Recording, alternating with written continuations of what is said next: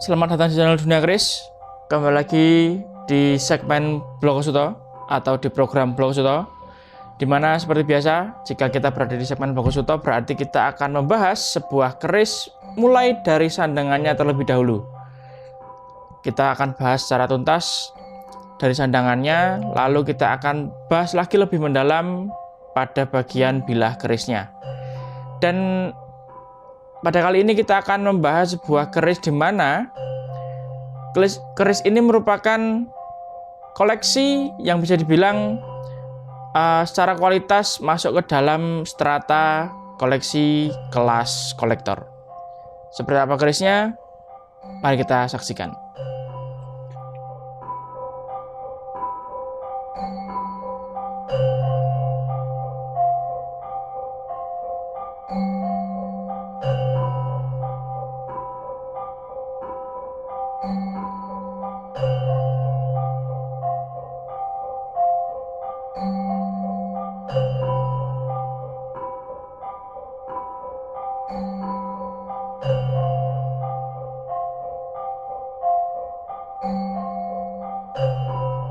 Seperti inilah penampakan sandangannya. Sebelum kita bahas lebih mendalam perihal kerisnya, ada baiknya kita bahas terlebih dahulu untuk dedernya. Oke, bisa dibilang untuk garap dedernya ini dia rapi walaupun dia tidak dalam untuk cukitannya. Jadi hanya rapi saja, namun tidak bisa dibilang super karena satu, dia kurang dalam untuk tatahannya, cukitannya, lalu masih kurang rawit untuk ukiran yang ada pada prodonya. Dan jika kita lihat secara bentuk, deder ini masuk ke dalam model Yudhowinatan, masih ciri khasnya Solo, dengan bahan kemuning, bahan kayu kemuning yang dilengkapi dengan mendak kendit. Ini permata sintetis ya, mendaknya kendit permata sintetis, bahannya tembaga, seperti itu. Dan jika kita lihat untuk warangkanya, poloannya, seharusnya sudah bisa terlihat bahwa kayu yang terdapat pada warangka ini, poloannya masuk ke dalam kategori bagus. Dia terbuat dari kayu cendana wangi dengan serat yang rapi, elegan. Ya, ciri khasnya dengan kayu cendana wangi sih.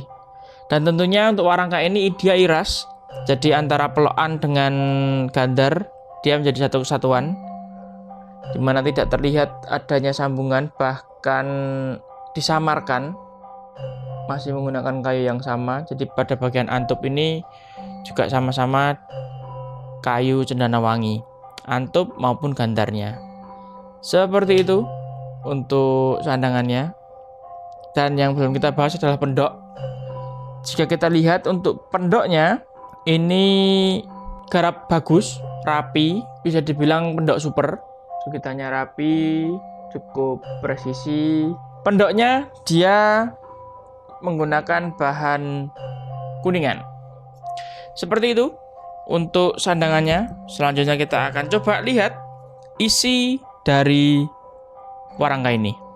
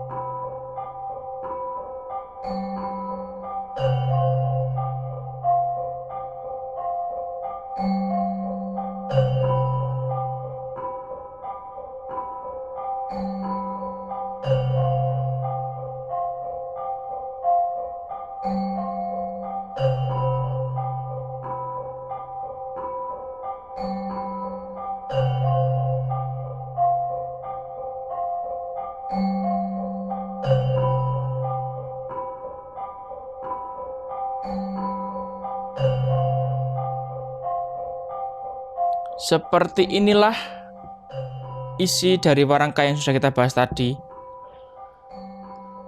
Jika dilihat dengan jarak seperti ini, mungkin sudah kelihatan letak istimewanya di mana dan kenapa keris ini bisa masuk ke dalam syarat sebagai keris kelas kolektor. Yang tidak lain tidak bukan adalah faktor pamor, itu yang pertama. Dan nanti yang kedua juga kita akan bahas perihal tangguh.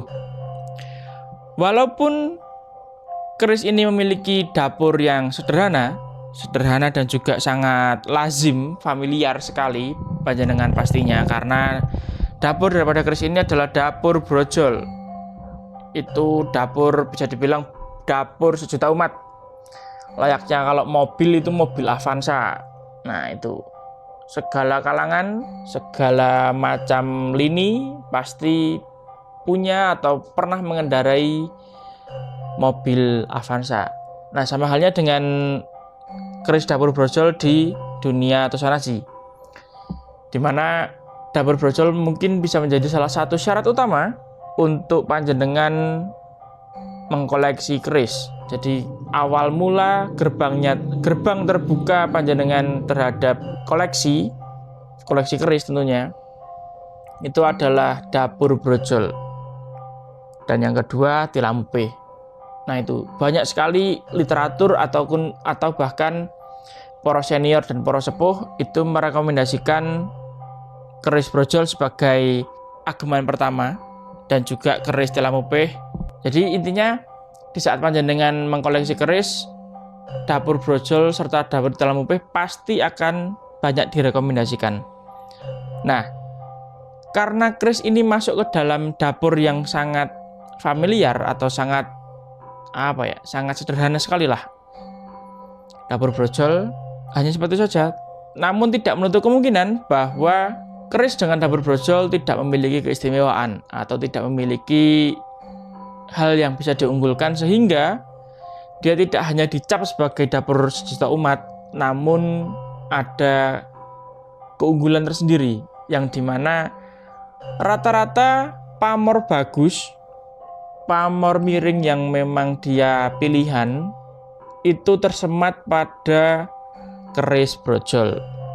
Walaupun sama-sama kita tahu keris brojol juga banyak tersemat pamor-pamor yang umum seperti kulit semongko, waswutah, mengkonisen, dan segala macamnya yang memang dia gampang untuk kita temui, bukan menjadi salah satu faktor daya tarik tersendiri seperti itu. Namun berbeda dengan keris ini tentunya. Panjenengan sudah melihat bahwa keris ini terdapat pamor yang cukup rumit secara bentuk. Jika diperhatikan lebih detail lagi, nah,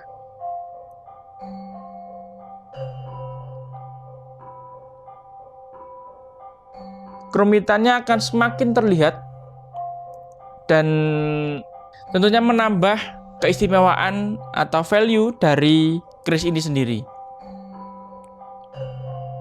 Dengan pola guratan pamor seperti ini, dia sedikit tidak beraturan, namun jika diperhatikan lebih seksama lagi, terdapat pola. Terdapat pola di dalamnya. Nah, melihat dari pola guratan pamornya, dia yang melintang, lalu dia juga terkesan seperti di bawah air.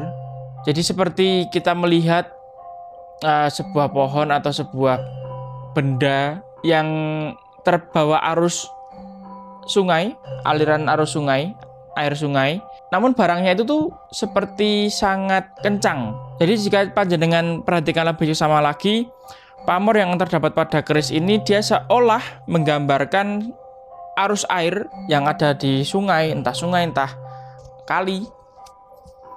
Itu seperti panjenengan melihat sebuah pohon yang akarnya itu menancap dengan sangat kokoh pada bagian tanah. Lalu pohonnya sendiri mulai dari tangkai pohonnya itu terbawa arus air dari sungai tersebut. Atau seperti di saat kita melihat sebuah benda yang memang dia tersangkut, namun sebagian daripada benda tersebut itu terbawa arus. Namun ada sisi lain yang memang benda itu tidak bisa kemana-mana. Jadi hanya, kalau di bahasa Jawa kentir itu kan berarti barangnya juga ikut dengan aliran airnya. Namun ini tidak kentir, jadi tidak ikut dengan aliran airnya. Jadi barangnya hanya diam saja mengikuti dengan arus air yang ada. Nah, seperti itu gambaran yang terdapat pada pamor yang tersemat di keris ini. Nah, jika diperhatikan, nah terdapat arus aliran air. Nah, seperti itu. Dengan gambaran seperti itu, maka untuk keris ini bisa masuk ke dalam jenis pamor ganggeng kanyut, yang dimana ganggeng sendiri itu adalah tanaman dan kanyut itu ya hanyut tadi, kentir tadi, namun dia tidak kentir. Nah, itulah. Jadi dari bentuknya saja sudah menggambarkan nama dari pamornya. Seperti itu. Dan ditambah lagi, jika tadi saya menyebutkan ada 2 poin yang membuat keris ini masuk ke dalam kategori keris kelas kolektor, yaitu ada pada bagian tangguh. Lagi-lagi dunia keris berkesempatan untuk membahas sebuah keris yang secara tangguh dia cukup jarang dijumpai. Tangguhnya mungkin sering dijumpai, namun jarang dijumpai dengan jenis keris lurus. Nah, tangguh tersebut adalah tangguh Mataram Sultan Agung atau Mataram SA. Di tangguh Mataram Sultan Agung, kita sering menjumpai keris yang memang dia kebanyakan keris luk. Sabu Inten di sana ada, lalu Sengkelat, Parung Sari. Namun sangat jarang muncul keris dengan jenis keris lurus pada tangguh tersebut. Di dunia keris sendiri sudah beberapa kali kita membahas dapurnya biasa, lalu pamornya bagus, tapi tangguhnya masuk ke dalam tangguh Mataram Sultan Agung dengan jenis keris yang masuk ke dalam kategori jenis keris lurus. Seperti itu. Di dunia keris mungkin tiga kali lah kita pernah membahas. 3 atau 2 kali kita pernah membuat video tentang tangguh tersebut dan keris tersebut. Namun kali ini kita berkesempatan lagi untuk melihat tangguh Mataram Sultan Agung dengan wujud keris lurus yang berdapur brojol pamor ganggeng kanyut. Maka 2 faktor tadi, yaitu tentang pamor yang dia memang uletannya bagus, masuk ke dalam kategori pamor yang rapi dan cara garap super untuk pamornya karena dia tebal, jelas guratannya, tidak ada pamor yang terkelupas ataupun bahkan terkikis. Sama sekali tidak ada bentuk yang membuat kita menjadi tidak nyaman. Itu yang poin pertama. Poin kedua, perihal tangguh yang sudah saya sebutkan tadi. Tangguh Mataram Sultan Agung keluar keris lurus.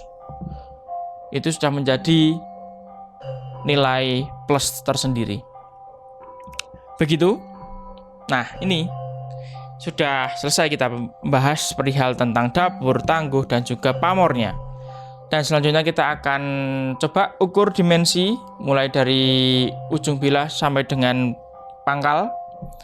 Lalu kita juga akan ukur gonjonya serta deder. Kita akan buka dulu dedernya sehingga panjenengan bisa melihat kondisi besi dan juga sama-sama kita ukur nanti apakah masih masuk ke dalam kategori besi yang masih utuh dan orisinil. Begitu, dan nanti selanjutnya kita akan tutup dengan prosesi minyaki keris. Oke, dari dadernya terlebih dahulu saja. Saya akan buka dadernya, dan bersama nanti panjenengan juga akan bisa melihat seperti apa besi yang dimiliki oleh keris ini. Ini sedikit saya keluarkan biar terlihat pembanding pamornya.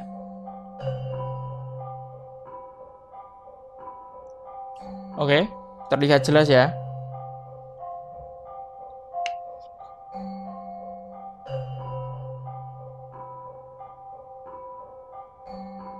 Masih utuh, masih orisinil.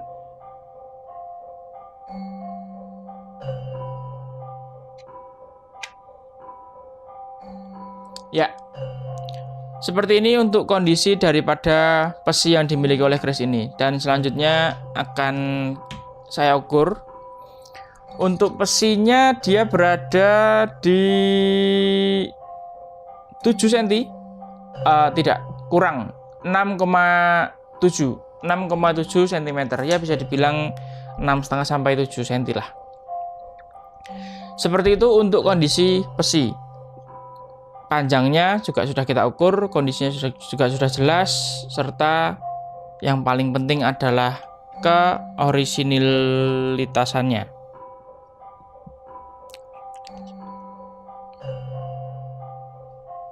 Oke, sudah selesai saya rapikan, sudah saya pasang lagi untuk dadernya.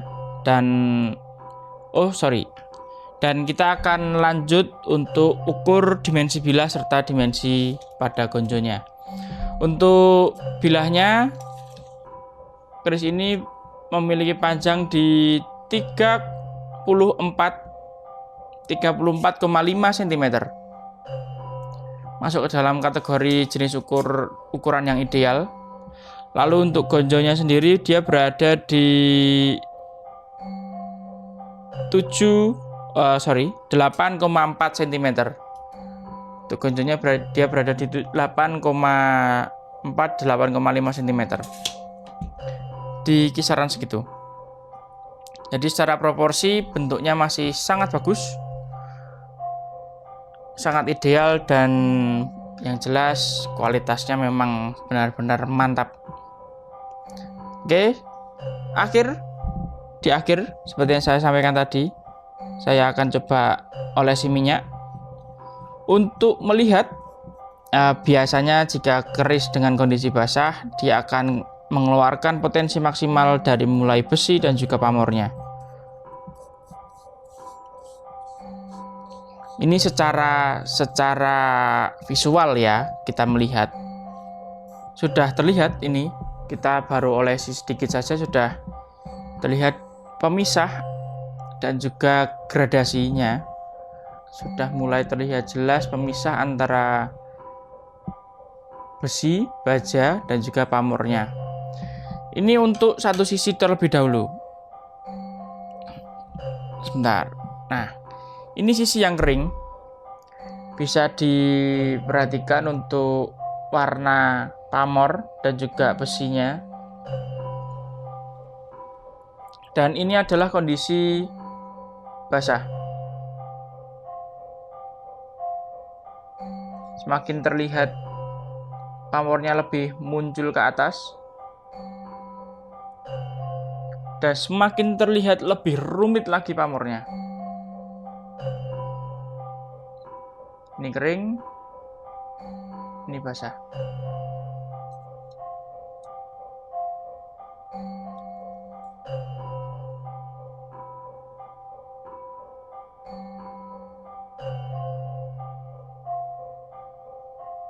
Seperti itu. Oke, ini saya selesaikan terlebih dahulu. Oke, sudah selesai. Ini saya tunjukkan sekali lagi untuk kondisi yang memang sudah diminyaki untuk kedua sisinya.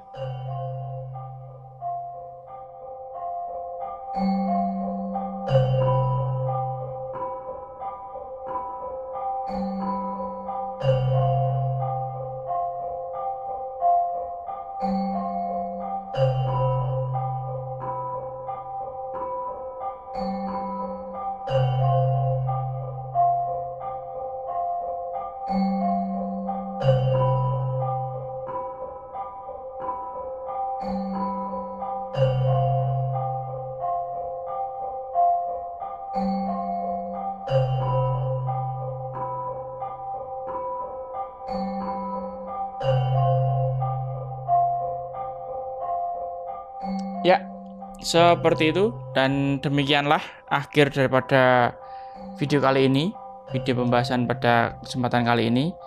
Dan semoga kedepannya saya masih bisa lebih rutin lagi atau lebih sering lagi untuk membuat video seperti ini, dan bahkan video yang lebih menarik lagi lainnya, yang tentunya masih dalam lingkup Tosanashi. Dan bagi panjenengan yang berminat dengan keris ini, mungkin panjenengan mulai ada rasa di saat saya tadi melihatkan ke panjenengan detail kerisnya, pamornya. Nah, jika panjenengan yang berminat atau ingin meminang keris ini, bisa hubungi saya melalui nomor WhatsApp di 0812 2969 9929, atau bisa klik di kolom deskripsi, juga tertera nomor WhatsApp yang bisa panjenengan hubungi dan juga akun sosial media daripada dunia keris. Nah, tentunya mahar yang dimiliki oleh keris ini juga tidak bisa dibilang murah. Namun jika kita menilik lebih lanjut di kalangan penghobi keris, harga yang dimiliki oleh keris ini sangat-sangat worth it atau sangat sepadan dengan kualitas yang dimiliki oleh keris brojol pamor Ganggeng Kanyut Tangguh Mataram Sultan Agung ini. Oke, demikianlah. Terima kasih sudah menonton dan terima kasih sudah support terus channel Dunia Keris. Dan saya harapkan panjenengan yang belum memiliki keris bisa segera punya kesempatan untuk mengkoleksi keris dan melestarikan budaya. Dan bagi panjenengan yang sudah memiliki keris, saya doakan rezeki panjenengan terus lancar, lalu semakin bertambah lagi koleksi panjenengan, semakin bertambah lagi jenis-jenis dari koleksi yang memang panjenengan cari, sehingga semakin banyak orang semakin memandang keris bukanlah hal yang mistis, bukanlah benda yang harus dijauhi, namun memandang keris menjadi sebuah benda yang wajib dimiliki oleh setiap orang, khususnya pria. Seperti itu. Akhir kata, saya ucapkan terima kasih sekali lagi dan sampai jumpa. Salam Rahayu, Rahayu, Rahayu.